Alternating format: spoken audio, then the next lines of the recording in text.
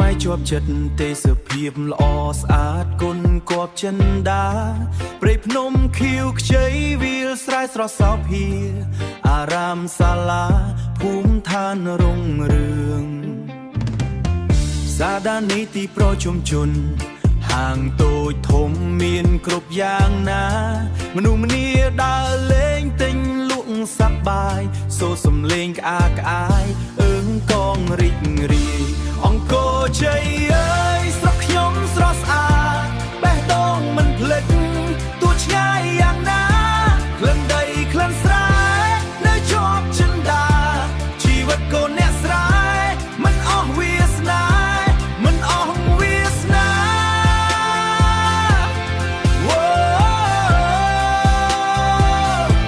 មិនអស់វាសនា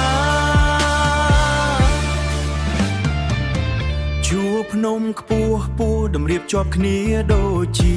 សែនហានត្រាំងត្រែងលេចធ្លោក្នុងភ្នែកក្រោលក្រើលត្រើលស្រមោចតូចតូចស្រស់ស្អាតដូចគំនូព្រះបានគូទុកវត្តត្រពាំងរុនពន្លឺប្រាសាទអង្គរជ័យក្រាំងជេអង្គគ្រូក្រាំងគួយប្រភ្នំវត្តថ្មីនៅឆ្ងាយស្ងប់ស្ងាត់ស្ងៀមជាទីស្រណោះចិត្តខ្ញុំគោរពអង្គរជ័យអើយព្រៃភ្នំស្រស់បំប្រងមើលហើយមិនធន់សុខចិត្តសុខកាយខ្យល់ភ្នំផាត់មកឲ្យចិត្តត្រជាក់ភាយជីវិតសាមញ្ញប៉ុន្តែមានន័យប៉ុន្តែមានន័យប៉ុន្តែមានន័យប៉ុន្តែមានន័យអង្គជូតអង្គស្នុកអង្គតូបឹងអូយទឹកស្រស់ថ្លាសំណាបស្រែជាជីវិតអ្នកស្រែ